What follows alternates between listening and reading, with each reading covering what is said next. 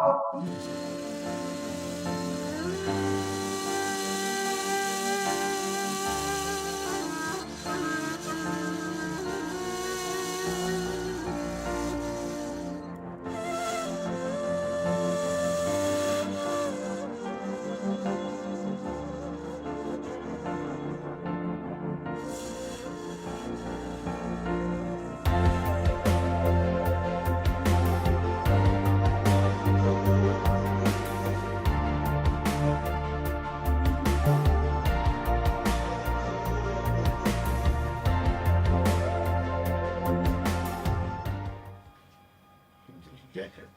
إله إلا الله. الحمد لله. الحمد لله. لا إله إلا الله. سيدنا رسول الله.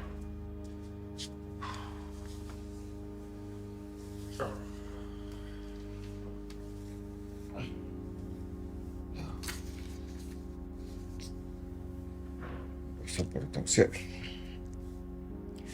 الحمد لله رب العالمين. الحمد لله. الحمد لله. لا إله إلا الله. لا إله إلا الله. لا إله إلا الله.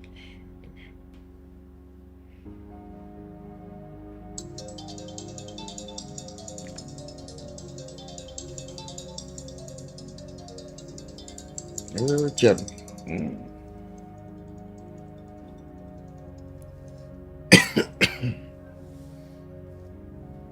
السلام عليكم. أجل في بيتي. نعم نعم الحمد لله. لا لا لا نعم أيوه أيوه نعم. أبو الحمد لله رب العالمين. الحمد لله. كلهم تيجي ورثة. كلهم تيجي. أي أي يتوري اللوي يتوري اللوي يتوري اللوي. يوم سبوري دوسير أنا سبيه في ما كن. لين هذا بنود ديتيو. نعم هذا بنود ديتيو. يورو بيهورن. ما شاء الله. الحمد لله رب العالمين. Ça, c'est une bonne nouvelle. Voilà. Oui. Je vais la journée. Je vais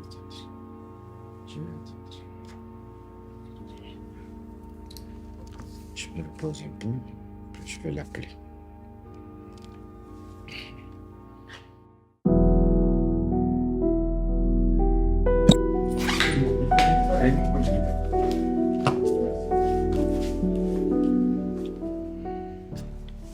Alors, Chérif.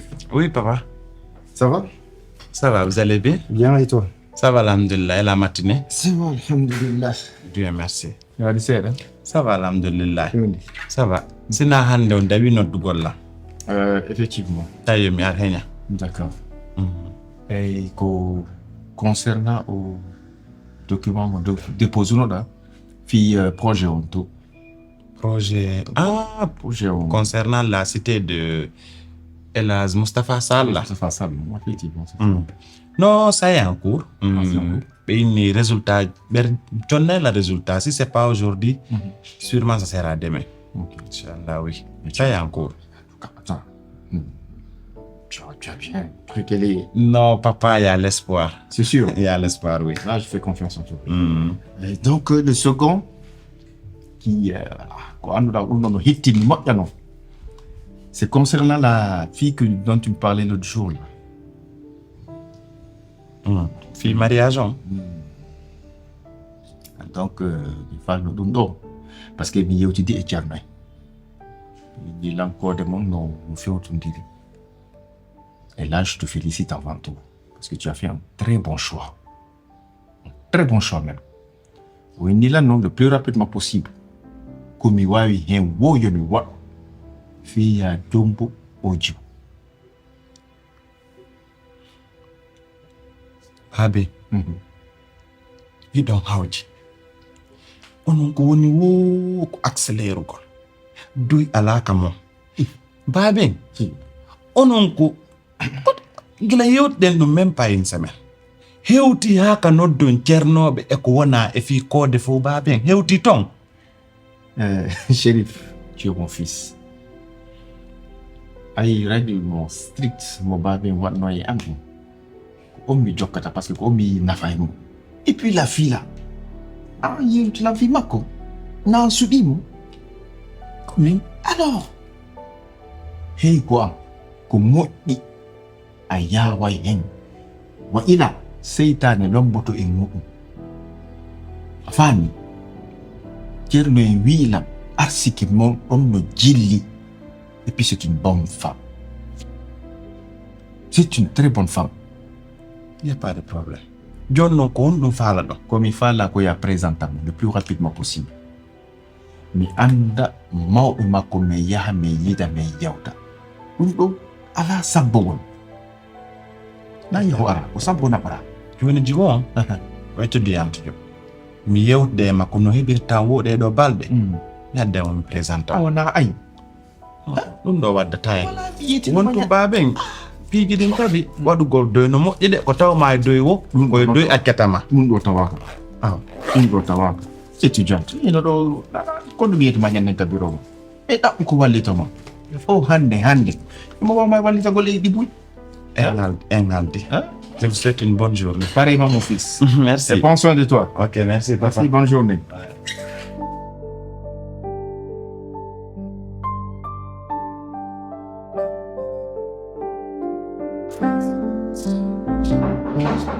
Oui.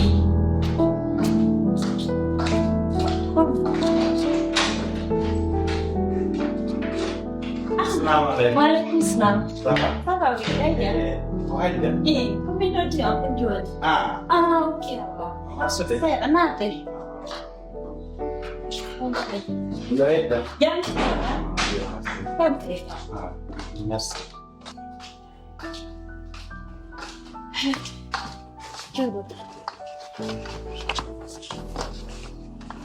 Merci beaucoup. Vous allez bien, madame? Désolé, mais je ne vais pas t'attendre. Tu as quitté. Merci de mademoiselle. Ça va, oui, déjà. Jantum alhamdulillah. Ɗo noon ɓaya yi joni lergi ɗi no yawiri haray mi faali e yewtu ko wonde essentiel ko oti yaako wa Beaucoup de madame, j'ai vu un lien. ɗo moƴƴi soɓe merci albarka ɗo moƴƴi seno Ok. Ko honto no fuɗɗorten? naafi darnugol terrain ma on construction ko ɗum noddirɗa lan ka joni en yewta e fi ɗum ɗo. Ok.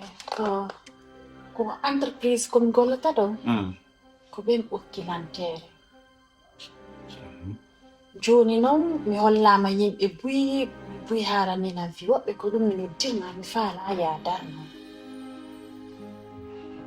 Ellaaɓa joni terrain on ko honto woni? Mi anda ko hontutere mo woni tigi tigi. Ko mi andi tum tere mon ko Dakar ɗo kadi ko 200 mètres carrés. Ko terrain mo 200 mètres carrés. Joni noon honnon faalɗa darnude e makko modèle ji ɗi ɗa jogii? Mi jogaaki e fusnimi ko ɗum mi noddirma. Ko honno no faalɗa darnude e makko? Tigi tigi mi faala ya waɗanan pelal laɓaɗo haro no foti no mari miɗin ko ɗum waɗimi siri kay mi yima nande ɗa ande o laɓa. Ellala joni ɗa wawila yewtugol fima on seeɗa e guuji maɗin couleur ji ko yiɗɗa décor ji ma préférence ji maɗin ko a yewtala? Tigi tigi min yiɗi hara laɓa hara no woni luxe hara kala arɗo ɗo anda tigi tigi on wona won ɗo waɗana mais mi yiɗa piiji kadi ko woni ko piiji ral welatala hara na soobi faami mais sérif ko hay mo yima jemma no andi an yiɗa andi ko laɓa mi ƴetti fuu mi watti juuɗe ma. mi jaɓi. Joni, je vais voir. C'est mieux Kabiro. Mi daaray ko woni ton kon. E kono to piyon gotum étude projet on e plan on ɗum no c'est à payer ko yoɓugol. Pas de souci. Monsieur Baïfo, je vais payer tout dans ta route. Joni so mi yehi mi waɗante facture e Profondément. mi addanama comme ça fuɗɗoɗen golle ɗen. Ok. Ah. Allah jaɓina. Chéri, joni mi faala ya yewtan kawmbo siri faala ya yewtan ka hon. Na faala ma andude seeɗa. Parle-moi de toi, s'il te plaît. Mademoiselle. Ah, Sirif, min nema ko hajjami innete. Ok. Hajja ko fii golle addilan ɗo. Nde waawi yewtugol, mais c'est concernant le travail. Min kam mi woni gollugol ɗon ko entreprise familiale mi woni. Ko baaben am woni PDG on. Ah, ça c'est bien. Donc, c'est mes familles, quoi, ou les Prince John, qui entreprise donne. Oui, pour le moment, comme il woni prince on, mais je sais que bientôt je serai le roi parce que baaben am ko e laawo retraite ɓe woni quoi. En a wi seeɗa joni. Ah, en Sirif, a jombi.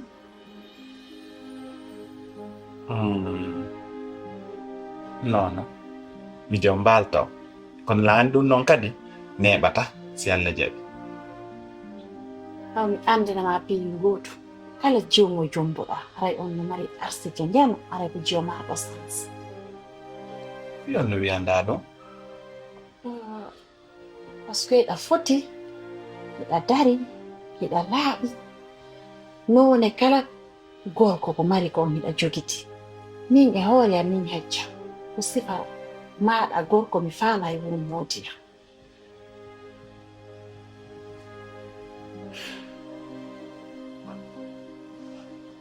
Seri a deƴƴi de ko mi waɗi.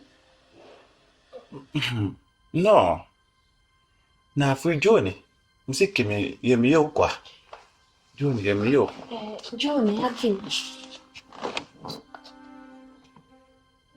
a ari tun a yiñayi Sirif ko komi landima ɗo hay fus e mum a wolaali a répondaki nan hay fus.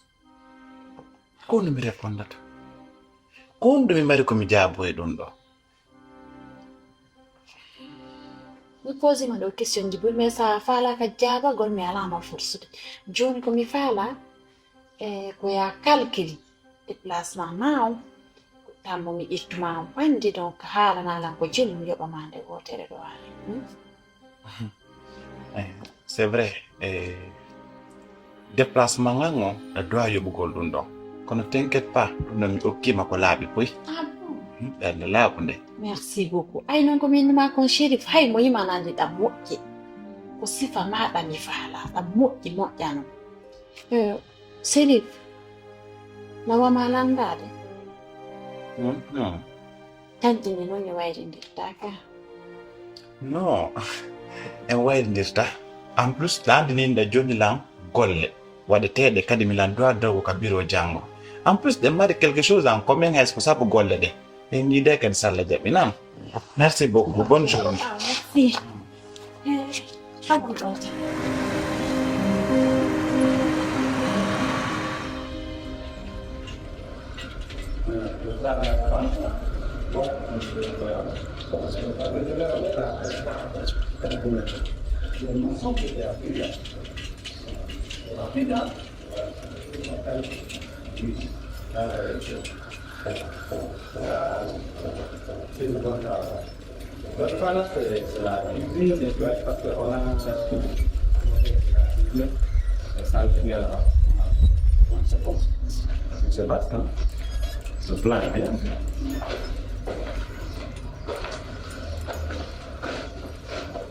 De toute façon, si ça s'arrête un peu plus, à peu près bientôt finir. Ok.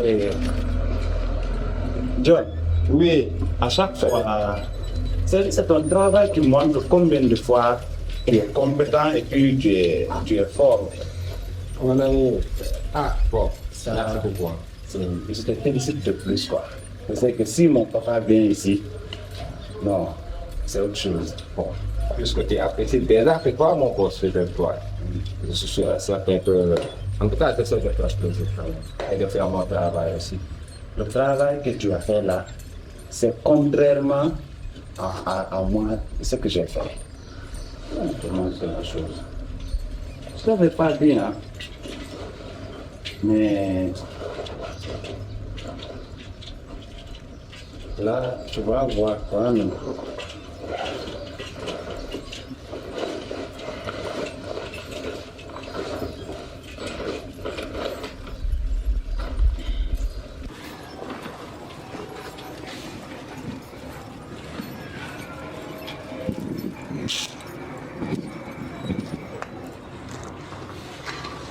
Ah oui, c'est ça même. Ça, c'est le tout. Le dépôt. Et ces dossiers-là, je les avais montés pour... Tu connais la cité de El Hadj Moustapha Sall? Tu as entendu parler peut-être. J'ai monté ces dossiers, j'ai envoyé. Et parce que mon papa n'arrête pas de dire il faut redoubler d'efforts, prendre tes responsabilités. Tu vois, donc je voulais essayer de voir si je peux faire quelque chose de spécial. Mais regarde là où tu m'as mis. Mais chérie, ça, c'est un retour. Ça veut dire que tu as déjà fait ton dossier, que tu as déposé, qu'on a renvoyé, n'est-ce pas?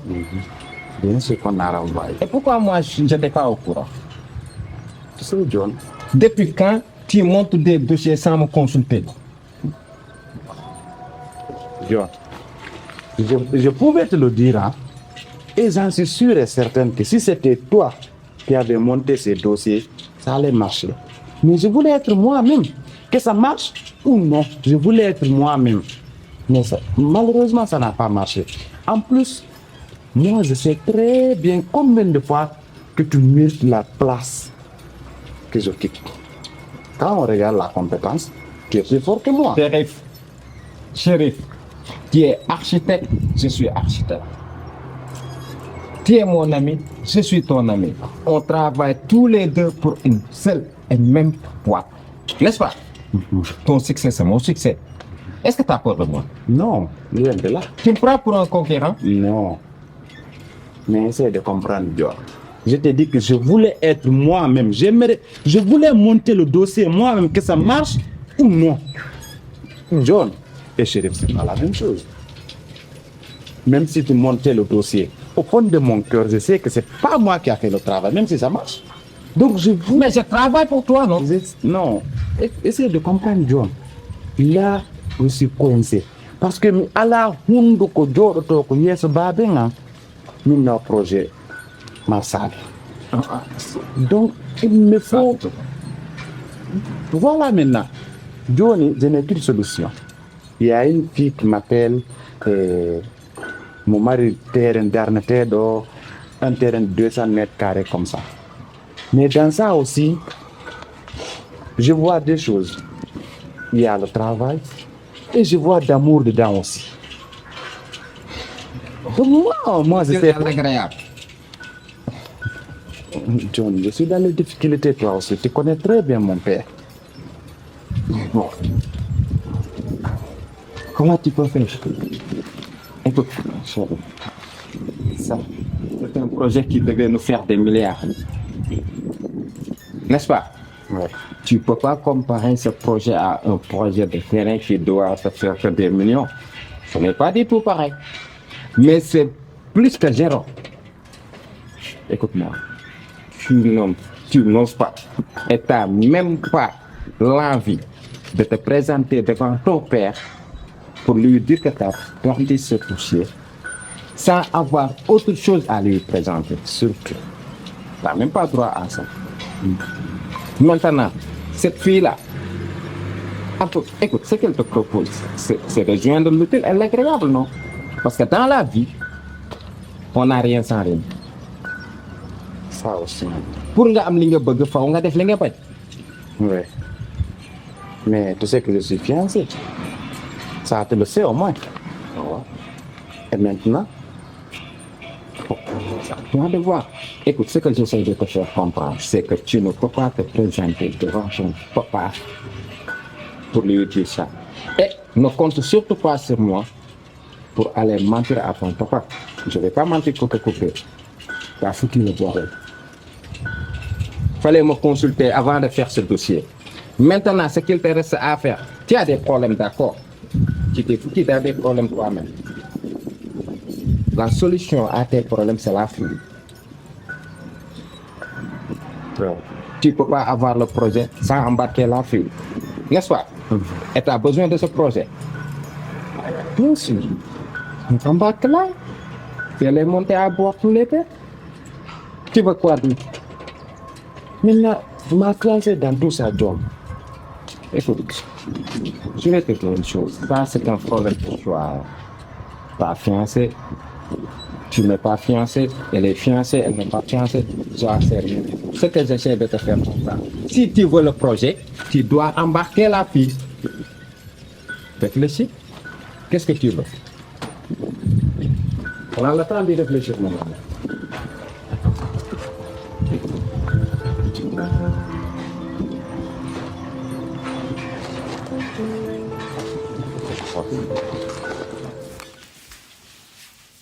Rồi, có nói đây giờ.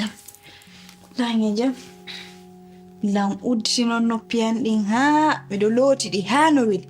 Fa la ya na nyade. Me anda ko mi fiundi. Jakia, anda hauji. Ase kude kunyari nang kata nyari. Kudui. Na usinan sabu dong artano do. Oh, dan la woyarti. Okay, dan dikade. Me dai na tana. Ko non futsa ko to endia musitai abubai sandi abuba tai sa fukitali wano sheriff meyuti bon na miyiri mono ayna wala problem mi yidon donge makko mi yimo kadi wan neddo wondo sérieux non kadi mi yiya makko afami piji boy ko min tawata do côté ka piji mo yimoto kono non piyum goto kadi mi yiya makko ko ƴetta Allah ko neɗɗo ofit kono ɗum haalirta ɗandi bébé gate ka ko yiriri mo no mo woni makko han fi'ete fe baabe makko a faami donc kadi wala haƴƴe fus jogitaaki sérif jogitaaki puttere ko non baabe makko to jogiti mbuuɗi ko baabe makko kadi jeyi entreprise on ko kamɓe kadi woni fii mum fof shérif ko fus o jogaaki baabe makko noon no mari e kadi na kanko tun woni ɓiɗɗo ɓe makko hiɓe ɗuuɗi mi annda ko ɓe jalu ko noon la na kanko tun a faamude no mi yeri mo non bon piiji goo no ƴettilam piiji goo ƴettara ko a non andi joni ko onno mais a yiɗa foori ñande wotira o yeedi an a faami ɗiɗo piiji fof min makko min yewtigoy mi yewti mi ekkiti hakkille an ɗe moƴƴan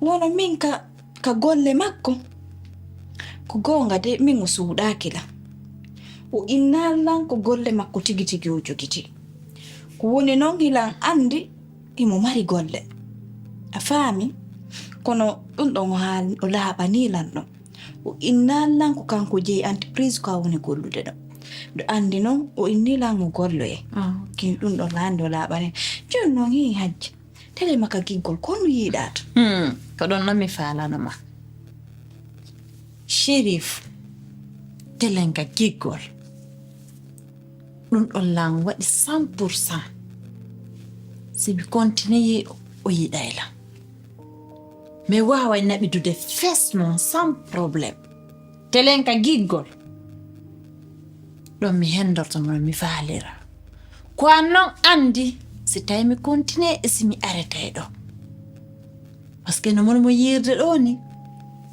min on mi yiɗimo ko neɗɗo ko sifa ɓe mi faala miɗo yiɗimo est ce que a faami koko tindinɗalan ko kanko kadi bon walalan famde moƴƴa kono seeɗa seeɗa famayla si mi faami wiiɗa kadi kono gasi ala probléme jonnodi ko ɗum min ha joni kom faala kom ya continue est ce que a faami ɓayi ni on côté ɗon iɗa hayni toon seeɗa faala ya continue on côté ɗon probléme ala suul andi min mi faala waɗiyami nodduma ɗo hande ko fi programme men on donc mariage men on honɗum mi faala noon fi mariage men on mi faala ya muññanolan taw ha mi waɗa examen on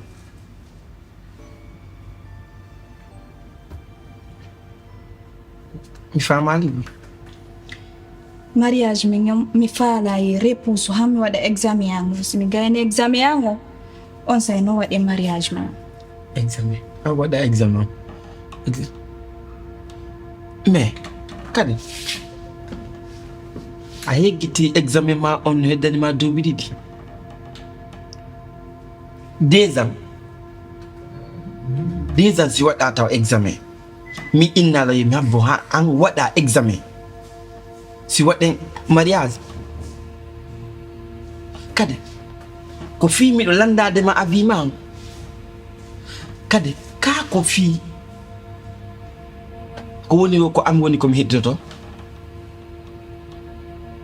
awa kadi mi andinti hande hunde wotere itti ɗo yehi yeeso min sul mi landata komo a wima on itti ɗo yehi yeeso min sul ko ya andu mariage men o waɗe ma waɗa ko ya andu mi jombete suul a watalan jombugol fem a wata yade waɗa min komi faalaka a faami min mi wonani taw ɓeygu ma tawde mi wonani taw ɓeygu ma komi innuma kon ko ya waɗ ɗum noon a wata inde sa yehi toon a noddi toon wonɗo o wonɗo a haalnimo ara o waɗi koyon awda ɗum ɗon ko si tawi allah ndama min simi iwi ɗo joni mi nodday nene ɓe yahay ka ɓiro ma en kisan mariage on waɗa kisan mi landata ko ma wima o hande kadi mariage o wata wonde kisa a wata yade waɗa min kadi komi faalaka a wata yade waɗa komi tawta ko foki mi jonnama min komi faala kon taw par ce que a wata yade waɗa komi faalaka suul mais merde à la fin mi lamama habitade aw ko mi andinte mariage on waɗe ma waɗa ɗum ko so allah ndama suul ɗum mi inni mi landata ko may goto landama ɗum mariage on ko waɗe ma waɗa ko ande tiro yeeso a woni ɓeygan ko ɗum mi haalantama ko so labba wañama ka suul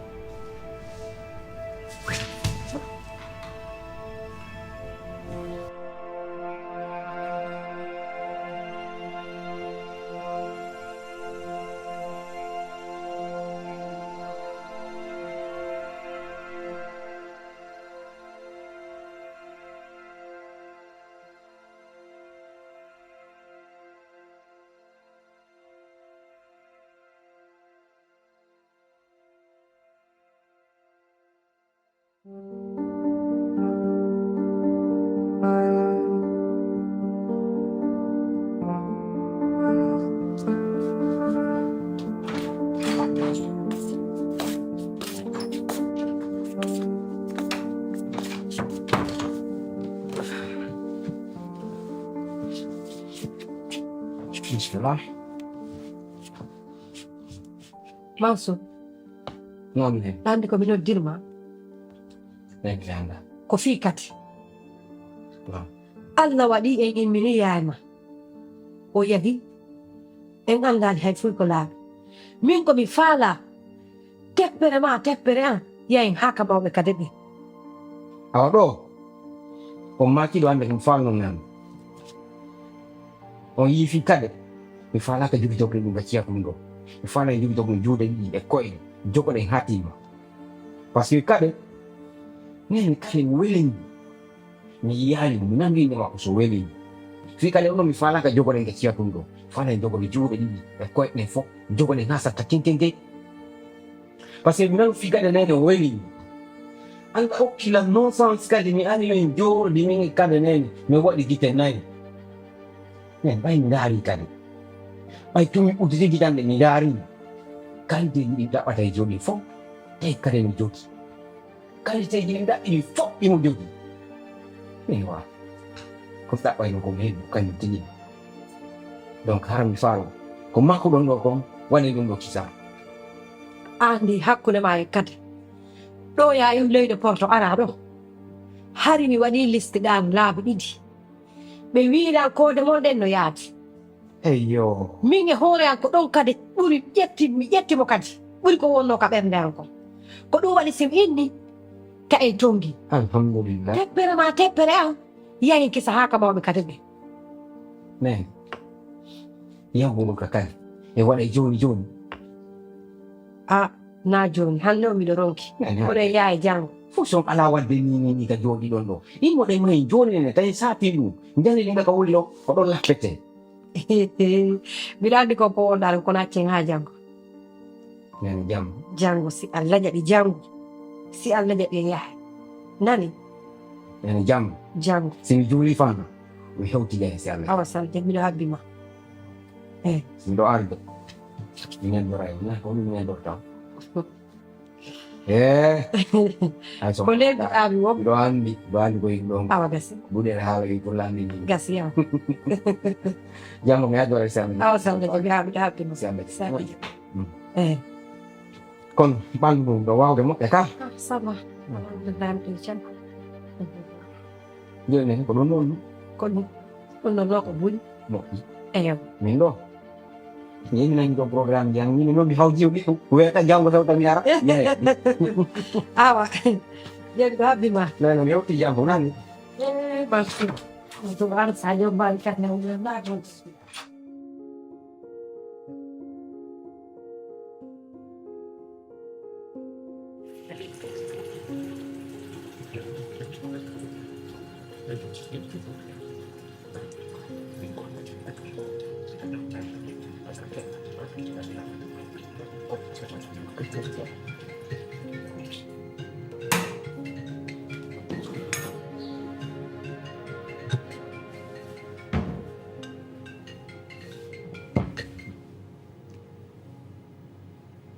Halo, Halo Nen.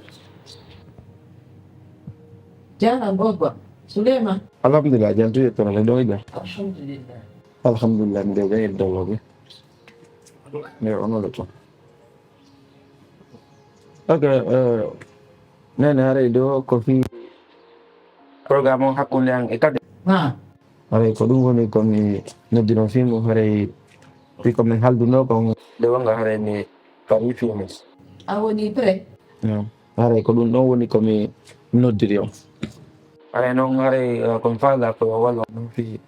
Tade on yawo kanen makon on fala yo tuntu don e biro makon pisan. Wattoy, mo wodi tawa ko addi ɗum ɗon nani. Kono mo hawdira. Ɗum noon woni komi hettondinde muɗum ko yo timɓe ɗon makko kisan Mi saɗaki yawgol hito e biro makko kono na fewni ɗo tan. Ako woni ko hawdira. so yimɓe ni yo yew wi ɗon ema maɓɓe kisan min on hila andi ko honɗum addi ha simi wiɗi no kadi mbiɗa faala yo yew tintoɗon e maɓɓe kisanna Aw. Joni ɗa andi ɓuri ɗum gasi. Joni mi yaha e jam. Nani? wala joni haray ko woni fof haray miɗo heɗiti on Awa, waɗayde. Eyi.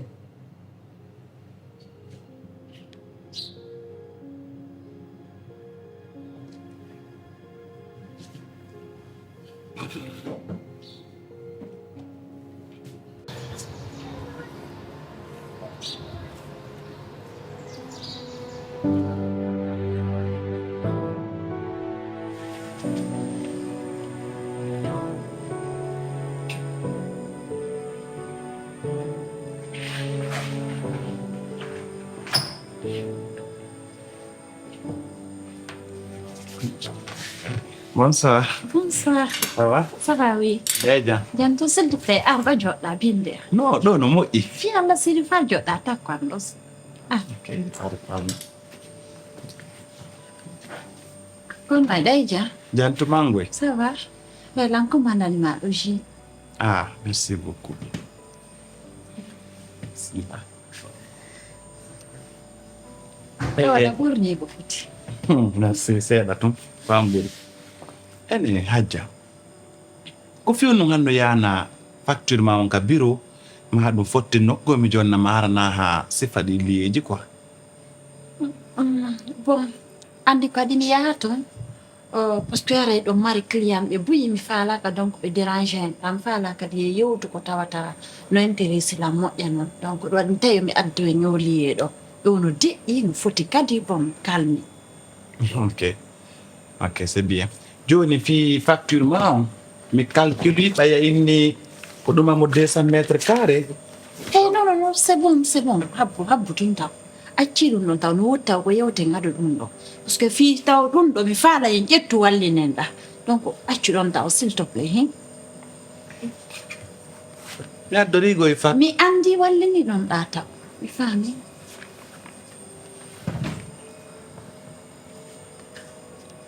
Chérif. Nan. Tigi on ɓaynayo mi fenami. Min daarima haa mi ronki. Piiji ɗin 9 miɗo ndaaruje ma. O fait geggol suuɗotaako.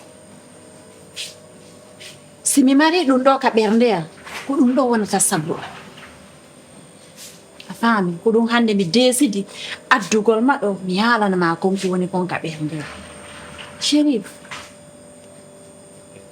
wallahi ɗa welalam moƴƴan mi faala tigi o ye yaltudu. Je t'aime. Mais Ta innam me. hajja ɗa andi ko sabu golle hollindini en ɗa andi ko sabu golle waɗi si anduɗa ala mi anduma golle noon ɓe figindaru yadata ɗum na gotum bimi landoma donc si mi faami hande ka wonden ɗo mi andi ɗa yiɗi lan joni min noon si min ni mi yiɗama a continue jonnugol lan golle maɗen ka ɓay min ni mi yiɗama annule golle ɗen hakkunde men koɗo mi faala andugo. Chérif, mi faalaka kala arsike mawo. Hande sa inni a faalaka la min hajja ko ya andu mi yiɗantama mi añana hooreya mi yowatama jonnude contrat mi wawatama jonnude golle mi hollima haaju an ayne a watta est ce que min awa ƴettude contrat mi jonnama et puis tawo min omo sotiɗa yeeso ma min ko min hajja fandi fii an famɗa hila mari kottiraɓe 7 personnes ɓeyano Canada ɓeyano France ɓeyano États-Unis ɓeyano Allemagne Belgique partout ɓen ɗon fo taw e waalo maayo hila mari kadi goreɓe hara ko marɓe sabuli min omo yiwɗa mari sabu ɓen fof no mari terenji no mari projet ji sa faalaka bonnande hoorema sa abseti ko minuma ko piji ɗin fo aray ka juuɗe maɗo anduɗen projet ji ɗon fof kala tere nderneteɗo ɗum kala piiji fof kaka newre maɗo arta mais la haalande ma faale an hiɗa régidude la Bon, hajja mi rejetama yo Allah danna rejetugol ma par ce que ƴiwtata giggol ko giggol yoɓirte ko ƴiwi e ɓernde koye ɓernde yaata si goɗɗo laaɓi yiɗima ko yoɓitirtamo wokko sa laaɓi an kadi a yiɗi on tigi min a mettatala ko woni tun piiji ɗi welaafi parce que là-bas da foti kadi tu vois donc ari henanala moƴƴata ko wonɗa wolgol ko wonɗa yiɗi lan quoi.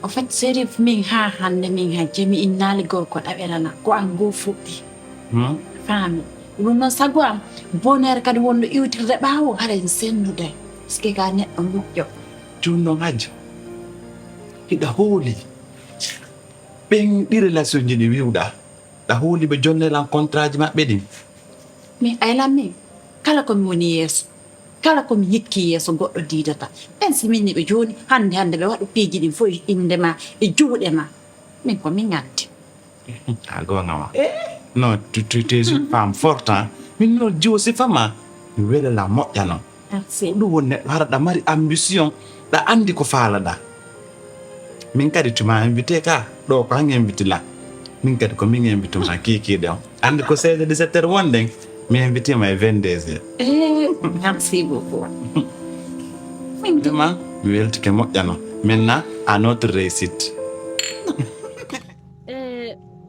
acci hakke mi faalama wolande ɗo go ene yeetoma ɗo haala si tawi ko jawdi jaɓirɗa yo sérifu yo jombe faale yo jombugol ma andu gasali sérif fusko jogiti ala o ala hay 50 hay ko maayo wala ko baabe makko jogiti buuɗi kanko e 50 o jogaki a faamude si ɗon ɗon feƴƴi mi landoma kade ene e nder mois on fof ko laabi jelo katama mbuuɗi ɓay mo yiɗuma wo ɓay mo yiɗuma ɓay mo mari ko laabi jelo katama mbuuɗi par mois Shérif ko début mois jonnata non ɗo o seede wala ko ceew koye si baabe makko jonnimo ɓe yoɓi toon han lutti saɗa ɓe ƴettaɓe jonnamo addaw soynama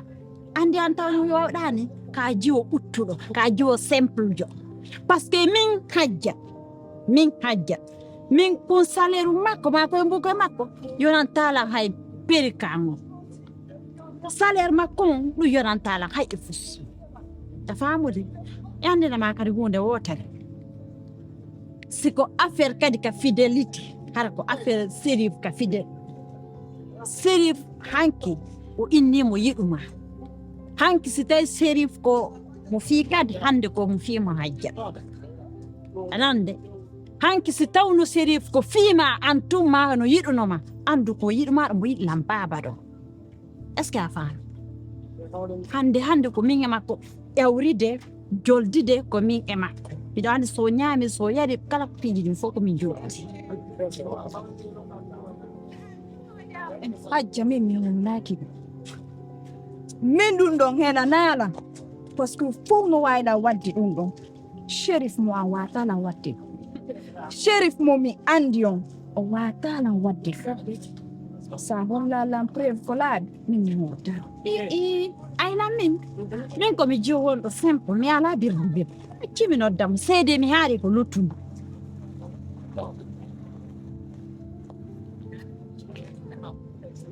simi noddi wono fantako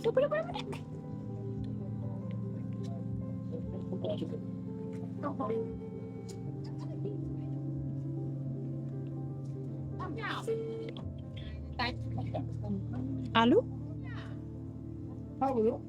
Allô? Oui. Ça va? Ça va bébé. Adani? Non, bida anak.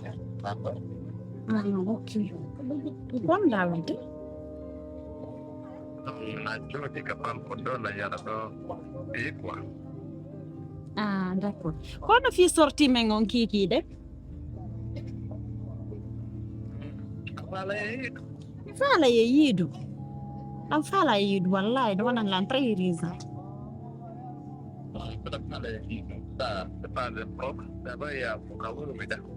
Ah, ok. Jone wade 23h ni? S'il te plaît, bébé. Anani? Kade iti godu wadi? Oh là là, je t'aime aussi, je t'aime de tout mon cœur. Allez, bisous, bye, je te laisse. Fais-moi un bisou. Merci. Okay, merci. I love you too.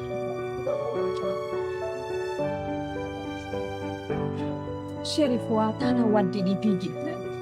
Sheriff watala wadde ɗi piiji ɗo hajja. Sheriff watala wadde ɗi piiji. Ay, ndirde doy. Sheriff wata mi ƴetta confiance an o fof mi tega e Sheriff. Sheriff ta ko kanko wattalan hande. Ndo wata wonde. Sheriff watala wadde ɗi piiji ɗo hajja. Kono noon mi andinte hunde wotere. Sheriff hanki yari komo kadi. Donc si woni Sheriff hande komo hajja. Aduna wandantako. Jamfa noon ko jeego. Kombo jamfi. Jamfiiɗo tati jamfaaɗo tati. Min temedere wartalan goto suudu. Mais li laaɓane noon hande. No wonirno noon hanki ko fii'a. Hande ko fiima jang ko fii goɗɗo. Mais min Sheriff watala wadde. Hey, mi in. Mais min fusmi ha. Mi inni noon mi haalanoma ka debbi min numa min la metti añude gorko ko ɓoyli o maasi faalara ko honno way min hajja so yiilan wañatala mi yeetinoma kadi wata essaye sa essaye nin say so wañima est ce que ɗum ko probléme an no mi yettikema min la metti añugol mi yeɗo noe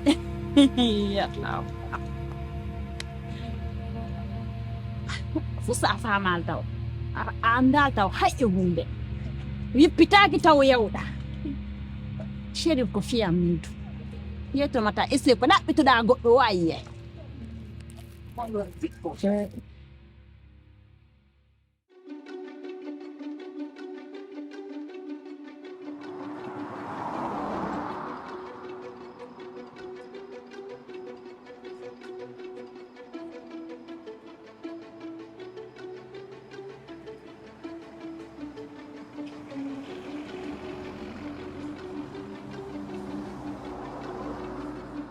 Bonsoir, Kat, ça va? Mais, quando wadi?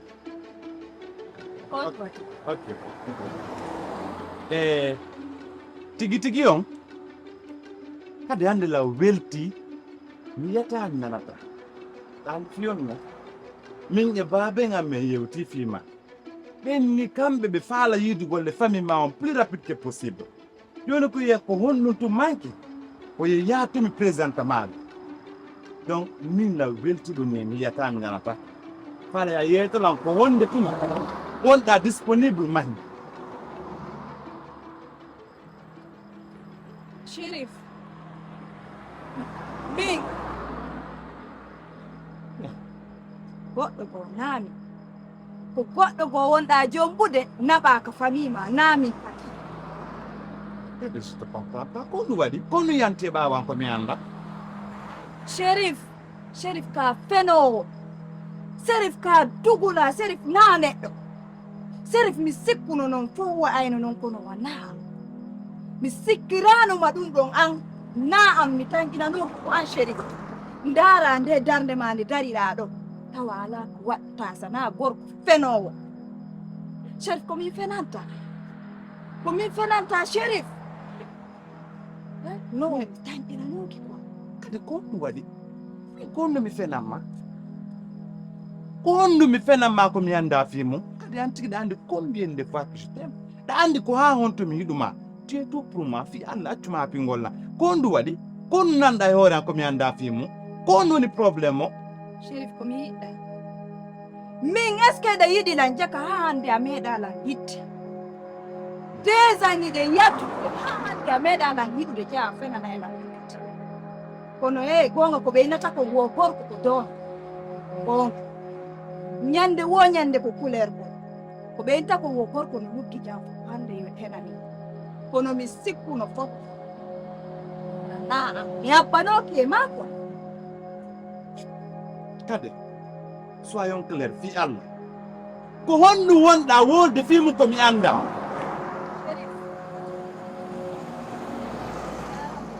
enen ko foɗɗe aɗa dariɗa sooƴude e hoore an hande haala naala hakkunde ma e taguɗo maw ha hande inna ala ko fin hande ka dariɗa ɗo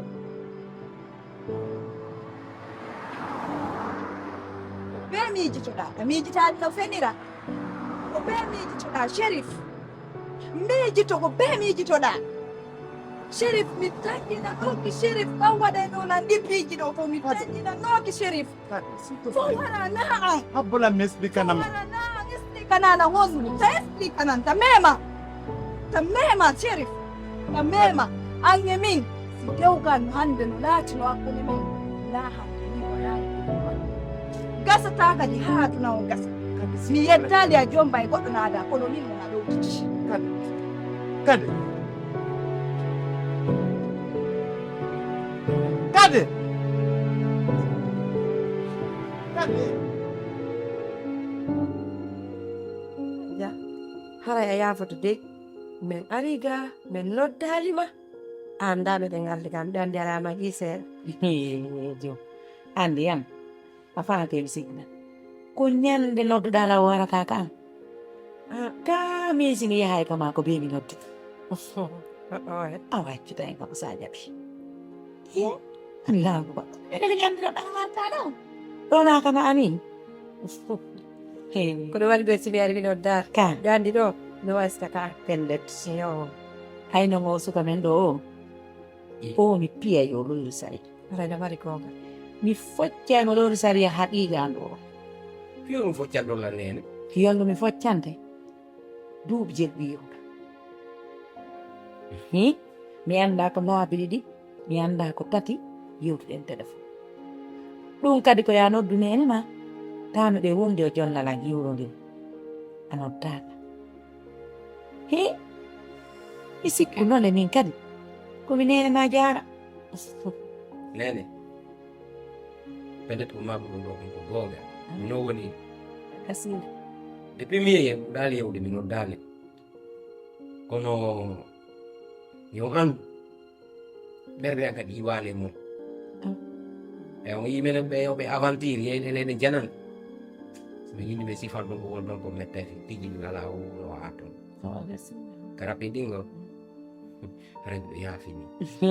Ko mi noddali mo. goɗɗo folata wonon ɓe ɓoggu jamanu hannde haala aga seeɗa Be ya fini muradu dole.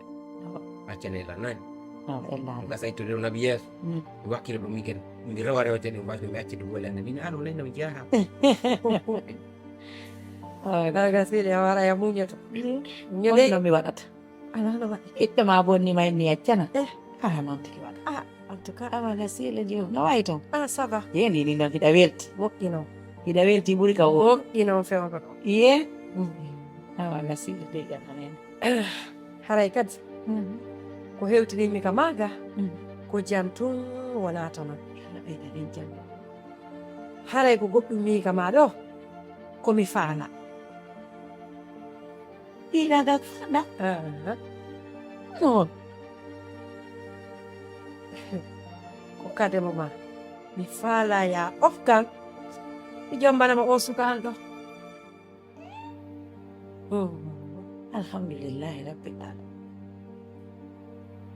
hiɗa andi yettiɗo ka an ɗo kaka ma'a ko hay hunde aranta ɗo ko faɗuɗa teddide ko woni ɗo kon fof kaka jongo ma ñaama hay hunde ala ɗo ko tawata kaka jungo ma ala ɗo de kono mi torotona mi jeejana ala seytane waɗali on habboɗa mi yewtida e kade ko ɓuri ɗon tun mi torinaka jeeɗi ma nani probléme ala inchallah ɗon tum waaleykum salam awande kan ɗoɗo yemi ela facile ko ramatulle jaram bam yala to day jam Alhamdulillah. tanala ka wonirano Alhamdulillah. eyo ramatullahi kene darde bomoru mandu gahan hawa gasile ɓeɗe gari gari wura goɗɗo hajja mine yamdu ɗo ka modi plan men da mi andi ɓanmi wayri toon de ɗo balɗe fo on tawi ɓe jam alhamdulillah mi tawde jam allah ɓeydanen jam kene ɓeɗo leydi ko ari ga honno ko joni Ko joli fada men. mi kanne yawno ka ɓeya bapiranma leyɗa Nam. kono wa joni ɗum fo waɗe gitino Yejital. ka yawno ɗon belsikki ɗo joni Bari Ibrahima goto on ɗo wiide. on noddata min Ben Mamadou Lamine. Ndo anditi ɓe. nene ma ɗo min ha hande en nalnagiɗa nottiɗo landi fiya ino di kam mo yino nene kanena yani ɗon e hoore am kamɓe kadi ɓe seenike ɓe ɓe hawtidi joni ɓe hoore mumuɗat ɗum nde anelde nde hayni kam ka dambugal mon ɗo tawiɗa natude e quartier mo gonɗo yiɗa timmaniɗo towinma barki nene ma o yanganike on wallahi ko wakkilagol dey baɓe ala probléme nala toon fof alhamdulillah ɗo wondaɓe fummi accino e jam kono sikki noon en ne ɓa seeɗa ɓayi Belgique on joni to woni ɗo wa sabere seeɗa tum neɓeten ɗo wawa Oh, neɓete kono ko seeɗa ceerno en No. ɓeɗo no seeni ɗumen ga hande gati ɓe seeni no seenuye moɓe wowa seenoragol noon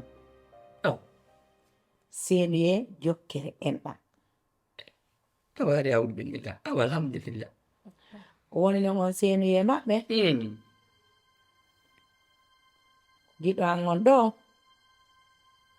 ari ka me'en ɓe fii kade mo anti o ko yen okkuma mo okka mo suka min on ɗo o ɗo tigi paana kade ma mi hokkata baɓe mi hokkata baɓe ko min tigi faala ande hey ɓay ɗum ka yawnuɗa Belgique a noddata mi hokkata baɓe on hokkay kono ñamma kade wole voilà nene gasi hokkay de ɗon noon hokkay henke kede haɗi on yewti fi mum wonno o woni ɓe muɗo daaki e yew mi anndi dey sabu angerene goto ma ɗo yuppodiri tum iɗon yaha tun ley awatu ɗon baɓa nene ma o min yangodiɗo e baba en ma moƴƴay mi annda ko honto mi tawi on kono sabu am on aranta ko faala ɗon ka an ɗo accun kono men tanginori andi ceerno en hina soddugol noon ko ɗon taw ɗon min fuɗɗike yewtere nden mayɓe hollitina joni ɓe mi jeeji ɓe yoɓe accu ha humpodiren e kade ɗon kadi ko gonga ma dey an kadi noon andin tinte ɓay koko annduɗa ko ɓe jeeyi kade woto jeeya kade ɓuyɓe en fof noon heɗen jeeyiɓe kono andi ko ɓe ɓuri jeeyde kade wallahi e wawata kadi wadde hay fus e ɓaawo maɓɓe inchallah haray feere hino ɓe juuɗe maɓɓe ɓe iwtire ɓaawo maɓɓe kay ko kamɓe woni mawɓe men ɓe awa hajja ɗon an koko wiiɗa ko kono ɓayɗa anndi jooni min kadi komin faala wo ko faalata wo na han yahata naami e kadi kamɓe sukaaɓe ɓe yatinani en jikku gooto jooni ha anndi hari enen ɓaawo ɗo fewno ko ɓe ƴettatama ɓe o kala alandanoka kono ɓayɓe addanire jooni koyo lanndodire haray ko ɓerɗum noon kadi so tawi ɗum woni kanko e makko hari ɓe fuɗɗinoɓe yewtude enen kadi en ɓurta e makko dude e makko kala ko wawi wonde inchallahu hino e sokkeje ma nani ɗon noon so tawi ɗum woni allah on hoɗɗiri affikaji maɓɓe no jilli en wallidire ko ɓiɓɓe men en fof ni nani si allah jaɓ haray ko ɗum wonta sikki ɗo oɗo e kade sikki tun ɓe yewti alhamdulillah min e kade mi yiidi baɓe mi yewti kadi se ayi mi ñamma ɗum fof gacca e kadi mbiɗa yewtude awa komi waynoɗo kadi jibinaka kono jiwo baɓe balɗe seeɗa joni yitoto ɗo fi maɓɓe joni mi tawa ɓe anndata ko komi waynoɗo sahani o jibinama kono har ko tosok nene ko arɗa ko e sati har ko tosok gongama mi anditi a yiltino kede har ko tosok gasi ala probléme joni waɗi rendu nani yalla inchallah rambilayi ɗo kan ko onen jeyi ko kafu meɗen nani joni ko e mum haray meɗen jentiti on inchallah ɗon andi noon welaɗaki nda accu ɓutta o nene tahuno ɗum yo o so tawi ka soki je mawɗum awagani nani joni gasi nani joni yomin waydo par ce que en woodi men duwa remoyde kan tamate woodi omen sohliɗa tan i awon nikkiɗo yiɗo arano a yawari awayi noon o inan ɗo ceerno ɗon Kamɓe ɗo yimɓe suɓodiri suuɗodiri nder toon ene woni mi accirnoɓe ɗo jo andi no yiɗɗani ni mo dawtiri ɓe kadi komo kala e maɓɓe no sowa tun manno awaɗo ceerno en joni min kadi mare ɗi konti mo sodo recharge nani a yino yalla waɗi barke ma amin ya rab ana joni e waɗiray noon awa sallah awa si Allah jaɓi so tawi ma yaade min ga nene makko si min yewti nene makko hollaymo ko no seeno ɗum inchallah joni mbiɗen jenti joni no wayni tigi jaram nani jam ɗiɗo ɓe mi dawtade foya mi dawtade nani jaram ôi mẹ đây con là nhát đèn Kun kita jaki buku kan. Untuk jaki. Bapak kasih ye kamu Ini dulu kun wali kayak itu deh. Giovanni mi fa del sulla accademia Fuat nanti sam. Seminggu Nani? Joni lang hutu dekat maga miloto. Jun kami yuk nanti dan Jun Yo, wali dia nong kisang kan ada atong ginan. Nani? Ah. Hey.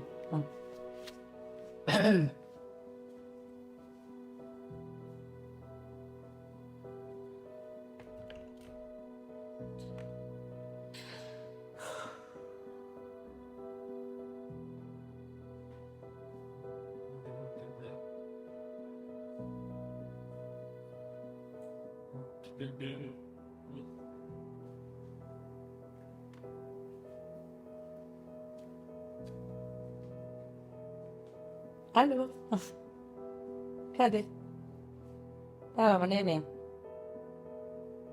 Dai jam bugongo mereni jam alhamdulillah yettude Allah bo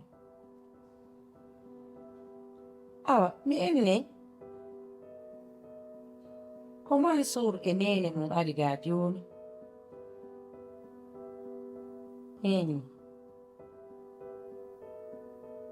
Ɓe ɗoɓe ni oye hertoragol ma fiyeɓe jom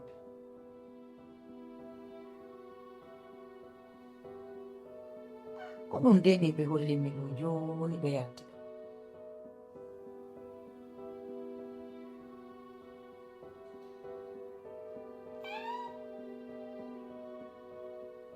yono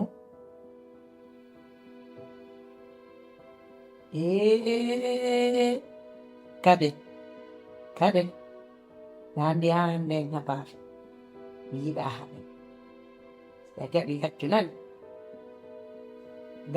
gasi hellana kono ɓuɗo tun miijitagol joni nan joni miijito tun nden mi nodditoyteɗe ɗo ɓamɓe radio ni miijo nan awa si Allah jaɓi jarama ndeni